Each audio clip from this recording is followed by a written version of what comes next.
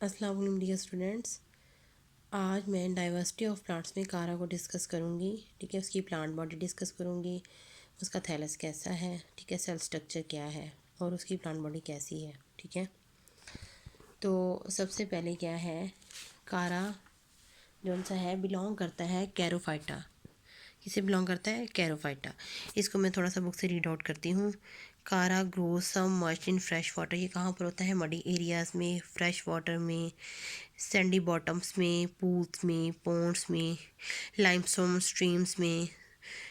ठीक है, अब इसको हम ये ना certain species have the capacity to precipitate calcium carbonate from the water and covering them cells with calcareous layer. कुछ इसकी जो स्पीशीज़ होती है ना, वो सी वाटर में क्या होती हैं, कैल्शियम को जो सी है प्रेसिपिटेट कर लेती हैं और उसको अपने इर्द गिर्द जो से जमा रखती हैं। इसलिए उनको क्या है, कैलकेरियस लेयर बना देता है। वहाँ पे क्या बना देता है? कैलकेरियस लेयर, कैल्शियम की वजह से। और इसलिए हम उनको कहते हैं स्टोन वर्ड्स। इस वजह से हम इसको क्या कहते हैं? स्टोन वर्ड और ब्रिटल वर्ड। ठीक है, ये तो ब्रिटल मतलब कि ब्रिटल होता है बुरबुरा सा, यानी कि हाथ लगाओ तो टूट जाने वाली चीज़ होती है। ठीक है, अब सबसे पहले मैं कारा को डिस्कस करूँगी, इसकी प्लांट बॉडी कैसी है। The thallus is macroscopic and consists of branching axis attached to the substrate by multicellular rhizoids। ये देखिए, थैलस क्या है? मैक्रोस्कोपिक है, यानी मल्टीसेलुलर है। ठीक है, और ये क्या है? ब्रांच्ड है, ब्रांच थैलस है। ठीक है, और ये अटैच होती है किसी भी सबस्ट्रेटम के साथ राइजॉइड्स की मदद से। किसकी मदद से? ठीक है, राइजॉइड्स की मदद से अटैच होती है। अब इसमें जो मेन डिस्कशन ये है कि इसकी प्लांट बॉडी दिखने में कैसी लगती है।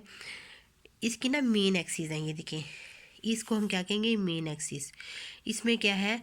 दो तरह के सेल्स होते हैं, nodal cells and internodal cells. देखें, ठीक है, ये इंटरनोड है, इसमें उनसे इंटरनोडल सेल्स होंगे।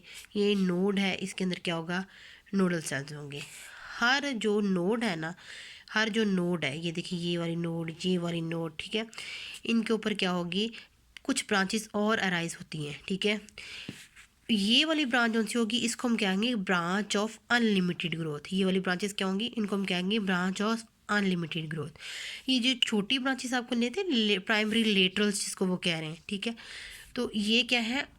लिमिटेड ग्रोथ है। इनके अंदर क्या होंगी? ये 5 से 7 सेल्स के ऊपर कंपोज होगी। हर जो लेटरल है ना, ये 5 से 7 सेल पे कंपोज होगा, और ये इसको कहेंगे इसकी ग्रोथ लिमिटेड है। समझ लगी इस चीज़ की?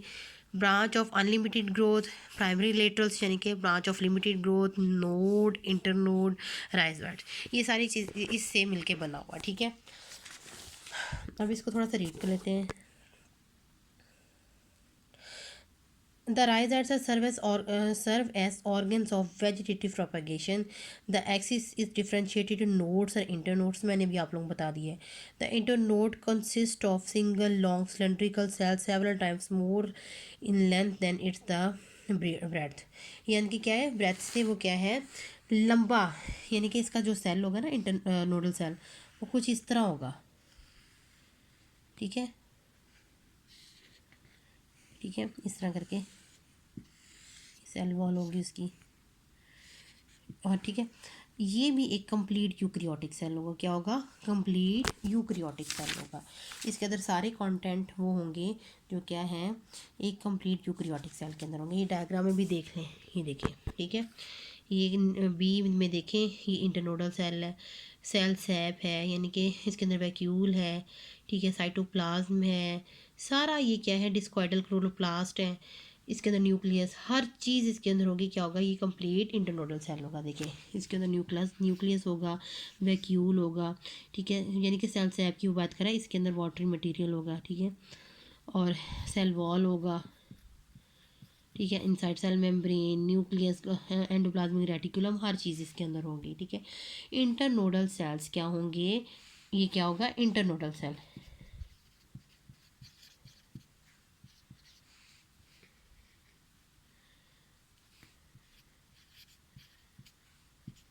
ये लंबाई में ज़्यादा होंगे, ब्रेथ में कम होंगे। ठीक है, समझ लगी इस चीज़ की? इनको हम क्या कहेंगे? इंटरनोडल सेल होंगे। The node consist of mass of cells consisting of central cells surrounded by 6 to 20 peripheral cells. इसके अंदर जो नोड भी होगी ना, उसके अंदर भी 6 से 20 पेरिफेरल सेल्स होंगे। The nodes of walls of green branches rise there at nodes.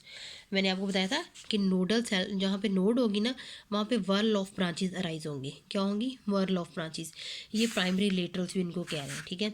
और ये ब्रांचेस को क्या होंगी? इनको हम क्या कहेंगे? ये ब्रांचेस ऑफ लिमिटेड ग्रोथ है। ये अनलिमिटेड ग्रोथ है, ये लिमिटेड ग्रोथ की ब्रांचेस हैं। और ये कहाँ पर प्रोड्यूस होंगी? ब्रांचेस जो सी हर नोड के ऊपर, हर नोड के ऊपर ये क्या प्रोड्यूस होंगी? ब्रांचेस ऑफ लिमिटेड ग्रोथ, ठीक है।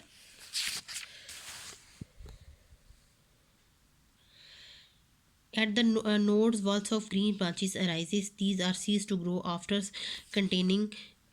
attaining a certain length and a differentiated to limited number of nodes. These are called branches of limited growth. In branches को हम क्या कहेंगे? Branches of limited growth, ठीक है। One-celled hair-like outgrowths called secondary later develops at the node. These branches. Similarly, outgrowths called stipuloids develop from the basal node of the branch of limited growth. इसके अलावा कुछ और भी है, मतलब क्या है?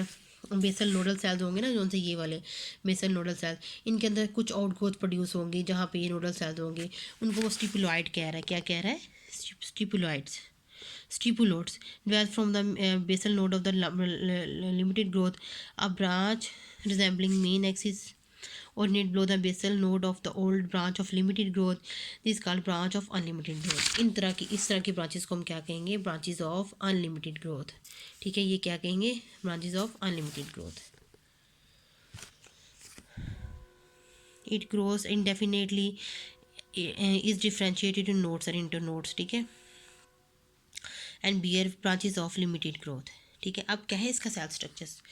Cell each node consist of pair of central cells surrounded by transfer layers of 6 to 20 peripheral cells. Then inter node composed of single elongated cell. ये जो से है ना, यहाँ पर 6 to 20 पेरिफेरल सेल्स हैं, जिसको हम कहते हैं नोडल सेल्स हैं। लेकिन ये जो इंटर नोडल सेल है, ये सिंगल इन होगा, ठीक है, सिंगल होगा। The nodal cells are relatively smaller while the internodal cells is larger. ये देखिए, nodal cells smaller हैं while the internodal cells are larger. The protoplast is surrounded by cellulosic cell wall. अब इसकी cell wall का वो यानी कि इसकी केमिकल कॉम्पोजिशन बता रहा है किस तरह की होगी। सेलुलोज इन नेचर होगा। Nodal cells possesses granular cytoplasm, many small vacuoles and small nucleus is present in the centre.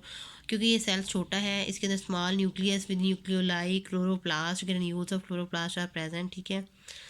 And the mature internodal cell is elongated and contains a large central vacuole. इसका central vacuole बड़ा है, मैंने बताया था आप लोगों को। ये देखिए, बड़ा वैक्यूल होता है जो कि साइड बाय कर देता है न्यूक्लियस को।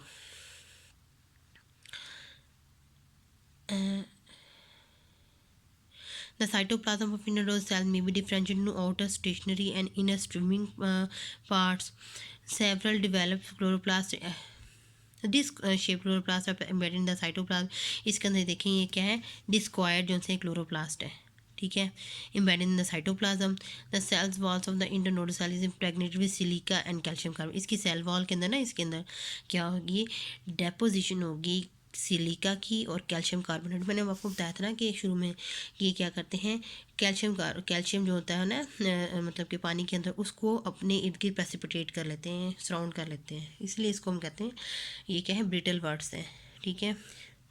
इतना काफ़ी है इसका कि ये मतलब कि इसकी प्लांट बॉडी कैसी है। ये देखिए, सारी इसकी प्लांट बॉडी की डायग्राम मैंने भी आपको बताई है, सेम वही चीज़ इसके अंदर डिस्कस की, इसको पढ़ लीजिएगा।